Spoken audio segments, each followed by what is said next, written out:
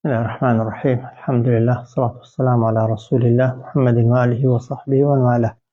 تفسير سورة مريم گەیشتینە ئاەتی 12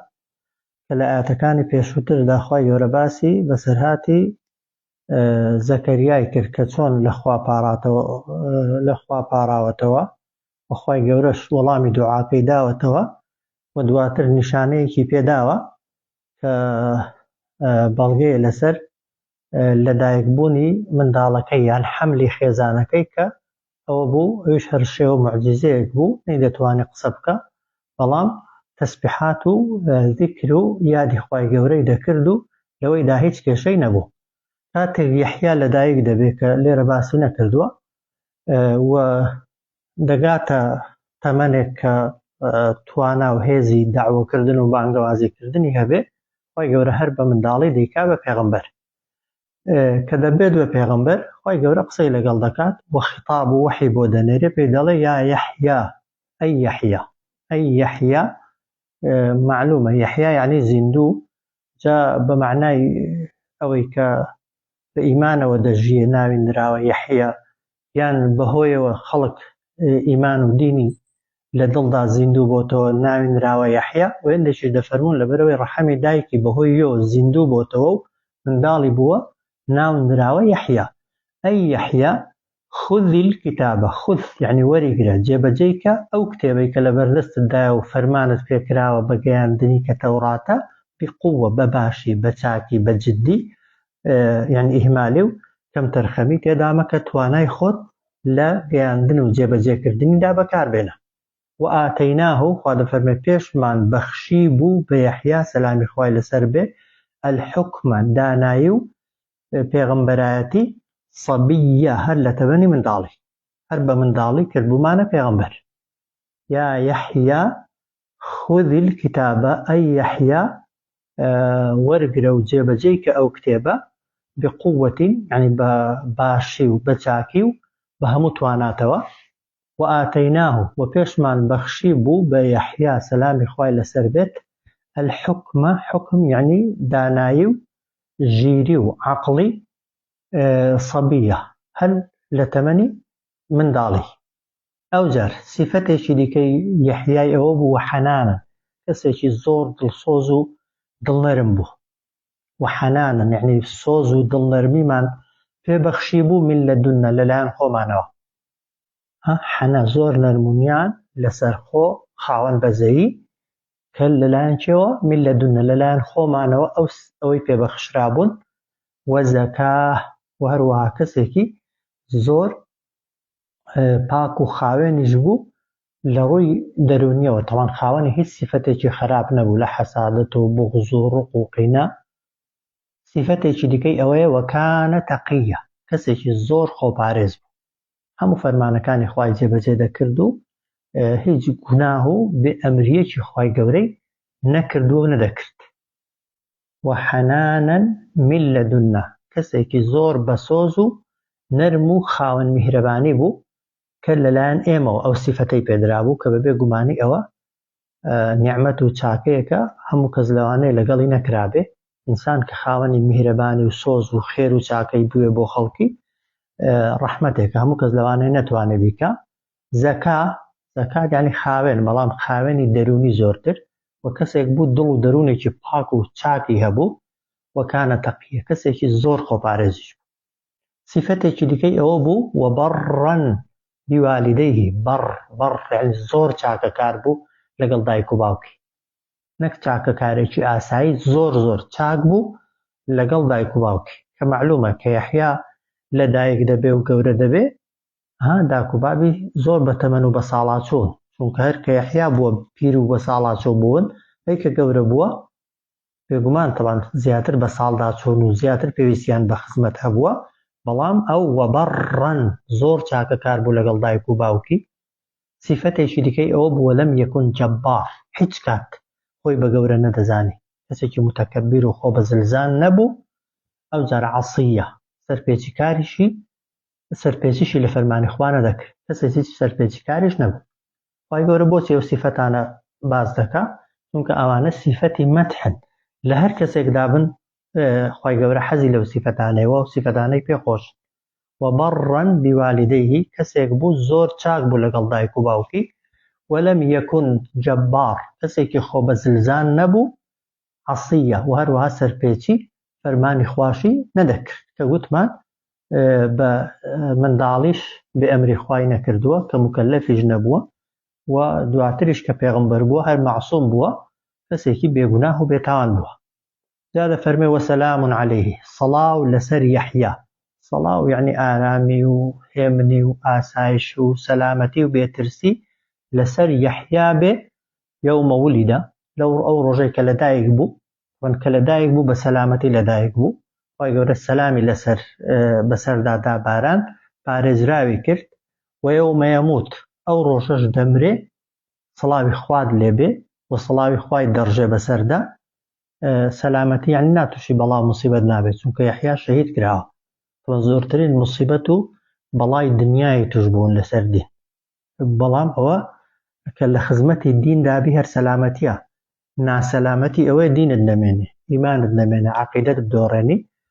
بۆیە دەفەرمێت سەڵاوت لەسەر بێ، سەڵاوت لەسەر بێ یعنی ڕەحمەت و میهرەبانی و پارێزراوی لەلایەن خواوە لەسەر ئەو ڕۆژەی کە لەدایک دەبی و ئەو ڕۆژەی دەمری. و یەومە یوبعەث، و ئەو ڕۆژەش کە زیندوو دەکرێەوە بەخەبەر دەهێنرێەوە بە زیندویی، ئەو ڕۆژەی کە زیندوو دەکرێەوە خوای گەورە لەو ڕۆژەش هەر سەلامت لێ دەکات و هەر سەلامت بەسەردا دەبارێنێ. وازحانیە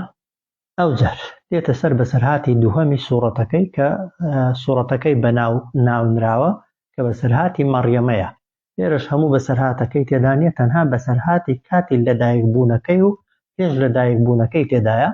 دەفەرمێ وەذکر فی الکتابی مەڕیەمە. وەذکر یعنی باس کە ئەی محەممەد صلی الله عليه وسلم بیری شوێن کەوتوانت دوێنەوە لەناو کتێبەکەتدا کە قورئانە چیرۆک و بەسەرهاتی مەڕیەمەی. جا چیرۆک و بەسەرهاتی مەڕیەمەی لە سوورەتی مەڕیەم ئالی عیمران باسی لەدایکبوونی مەڕیەمەی و گەورەبوونی مەڕیەمەی دەکا. لێرەش باسی ئەوەی دەکا کە مەڕیەمە دەبێتە دایک و منداڵی دەبێ. وەذکر فی الکتابی بیرکەوە باسکە لەناو ئەو کتێبەدا بەسەرهاتی مەڕیەمە. بەڵام کام بەسەرهاتە؟ خوا دەفەرمێ ئیذ انتەبەذەت کاتێک کە خۆی بە دوورگرت من ئەهلیها لە کەسوکاری مەکانەن شەرقیە بۆ شوێنێک لە خۆرهەڵاتی شارەکە کە ئەو کاتەوان لە قودس ژیاون. ئەو خۆ بە دوورگرتنەی لەبەر خۆ تەرخانکردنی بووە بۆ عیبادەت، بۆ خواپەرستی، بۆ بەندایەتی جاری پەیوەندی بە منداڵبوونەکەیەوە نیە. ئەو خۆ بە دوورگرتنە سەرەتا کە ئیعتیزالی دەکرد، خۆی بە دوور دەگرت لە خەڵکی، دەویست تووشی تاوان و گوناه و غەیبەت و قسە و بێ ئەمری خوا نەبێت. وێ دەفەرمێت وەبیر خۆتی بێنەوە،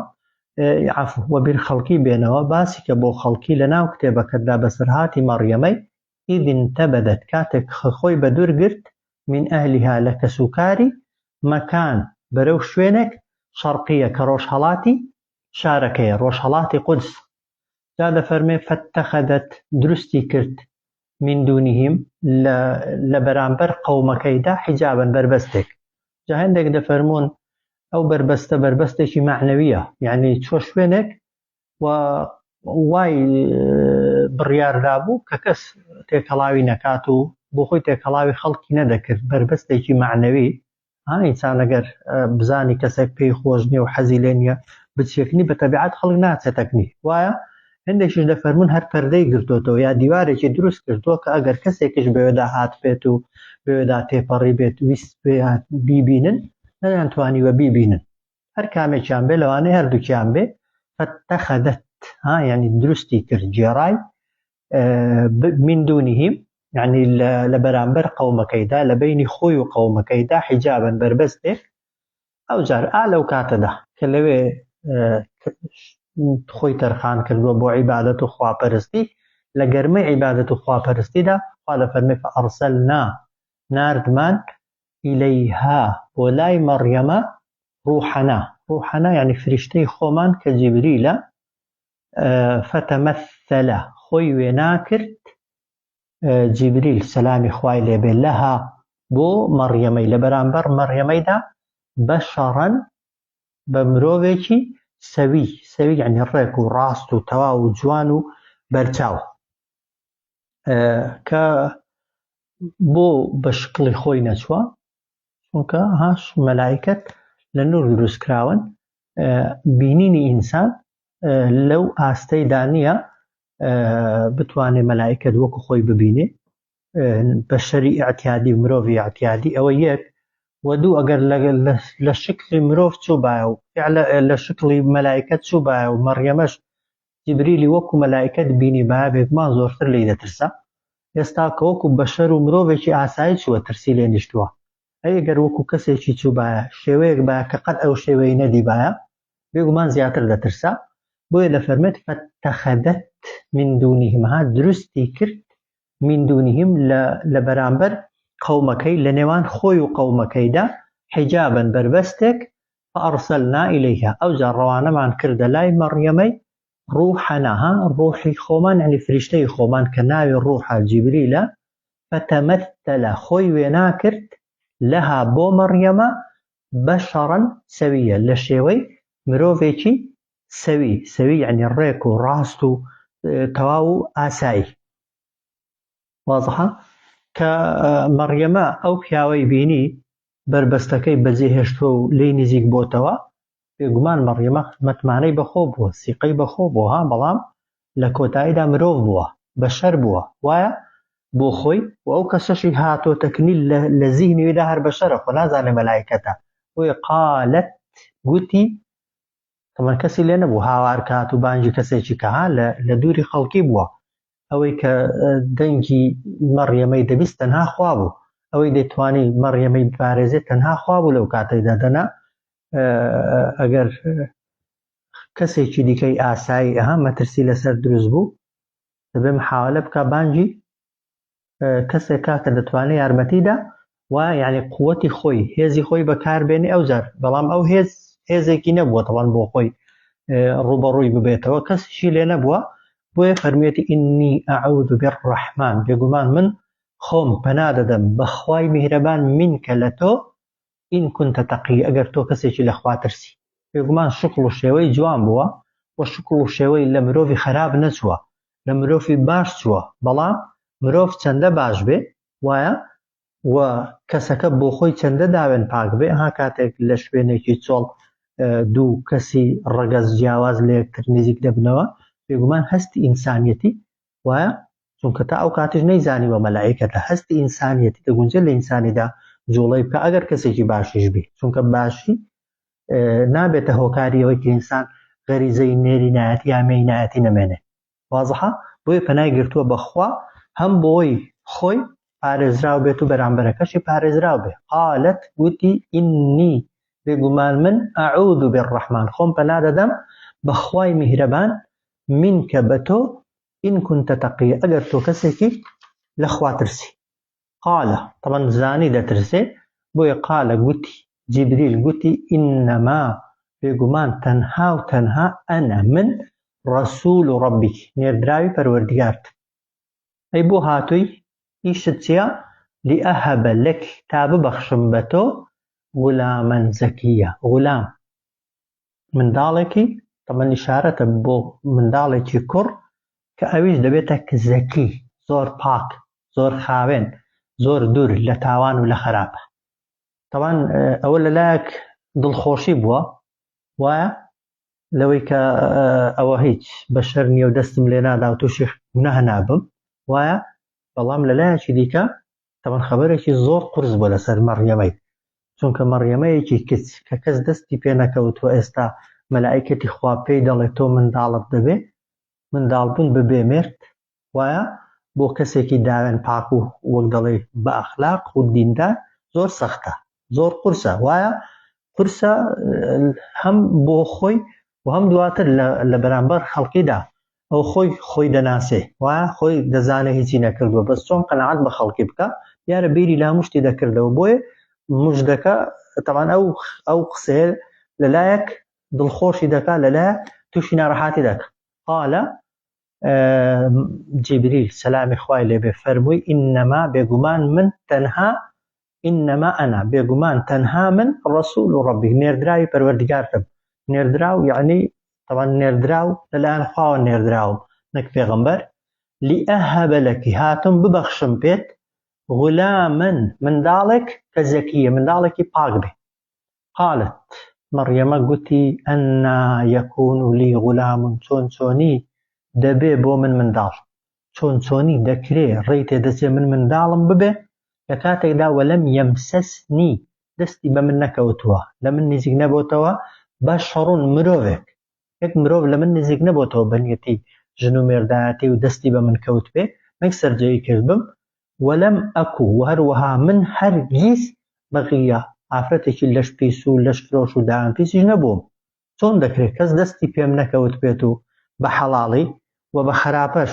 کەس لێم نزیک نەبوو بێتەوە منداڵیشم ببێ. قالت قوتي أنا يكون لي غلام چۆنی دەکرێ من بم بێ منداڵ وەلەم یەمسەسنی بەشەڕ لە کاتێکدا دەستی بە من نەکەوتووە مرۆڤ هیچ مرۆڤێک وەلەم ئەکو بەغیەوە من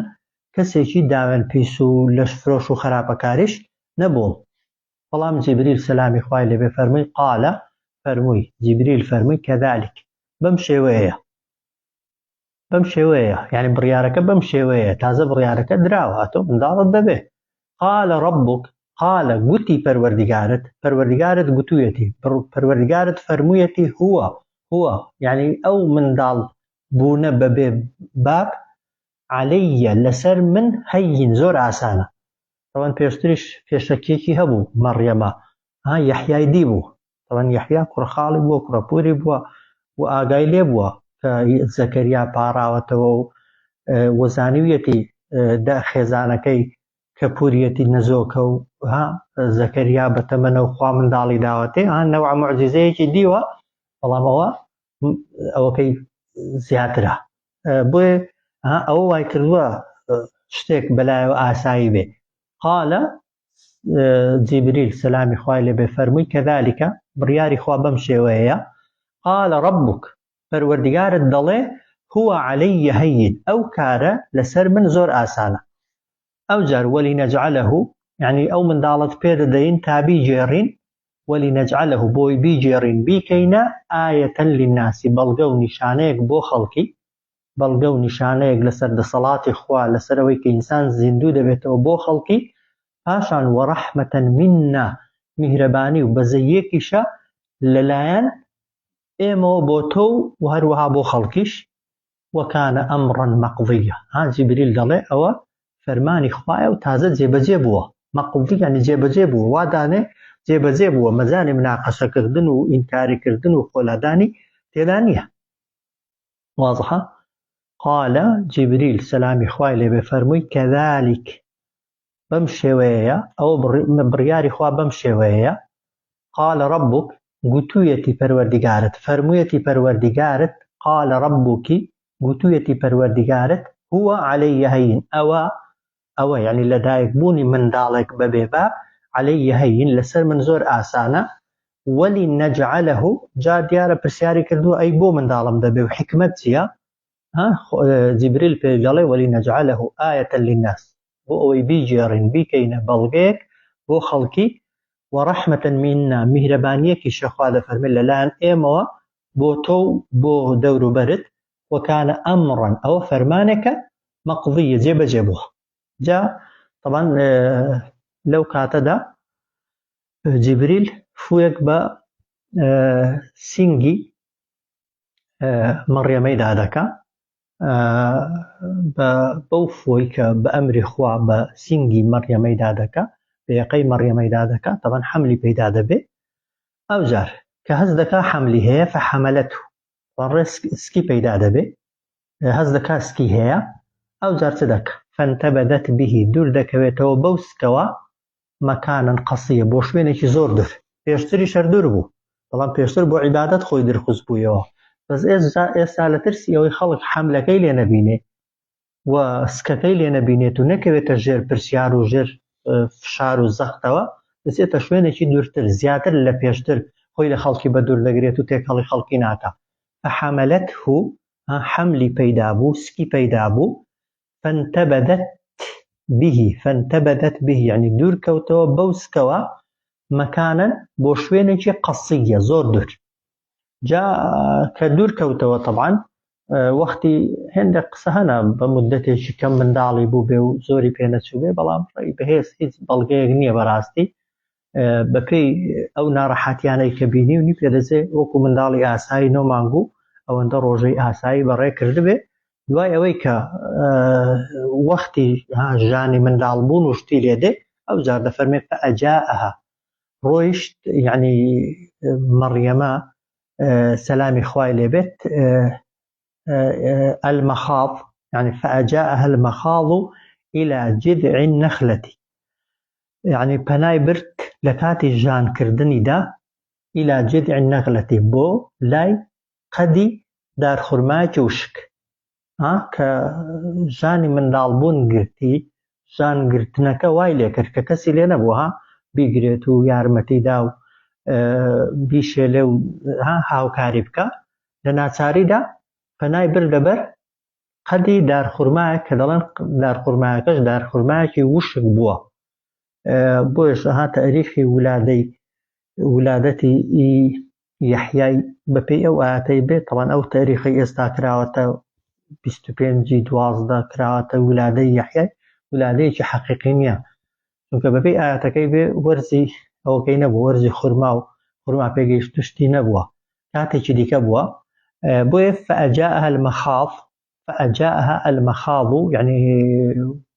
پەنا دەبا يعني لە کاتی ژان گرتنی دا دەچێتە إلى جذع النخلة لای قەدی خورمایەک کە دەگاتە لای قەدی خورمایەکەی دەست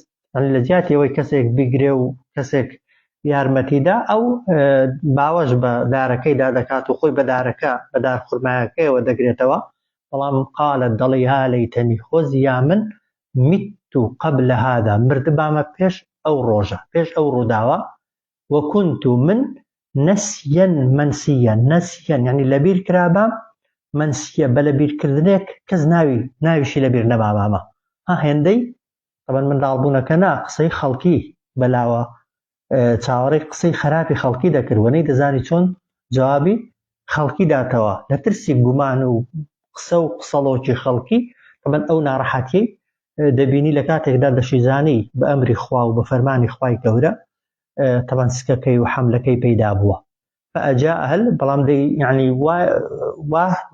حسابێ دەکرد کە ناتوانێت چۆن قەناعەت بەو خەڵکەی بکە فعلا جها ئەگەر معجزە نەبێ قەناعەتکردن بە خەڵکی بە زەحمەتە بۆیە دەفەرمێت فەئەجاءەها المەخاض إلى جذع النخلة پەنای بردەبەر فأجاءها المخاض يعني ژان گرتنەکە وای لێ کرد بچێتە إلى جذع النخلة لای قەدی دارخورمایەک واضحة فأجاءها يعني پەنای برد چوو المەخاض لە کاتی کە ژان گرتی إلى جذع النخلة بۆ لای قەدی دارخورما قالت قلت يا ليتني خزيا من مت قبل هذا دمردم بيش أو رجا وكنت من نسيا منسيا نسيا يعني لبير ذكرى بل لبير كرنيكي توه كوت أو برينا رحاتي أو برينا خوشي فناداه بانجي مريمي كرت طبعا جبريل السلام إخوائي لبي من تحتها للاي جيري للاي بيكاني را فيقوتي ألا تحزني خفد مخ ئەو کەسێکی لێ پەیدا بوو کە مەلایکەتە و هەمان دەنگی ئەو فریشتەیەکە یەکەم جار هاتۆتەکنی قەد جەعەلە ڕەبوکی بێگومان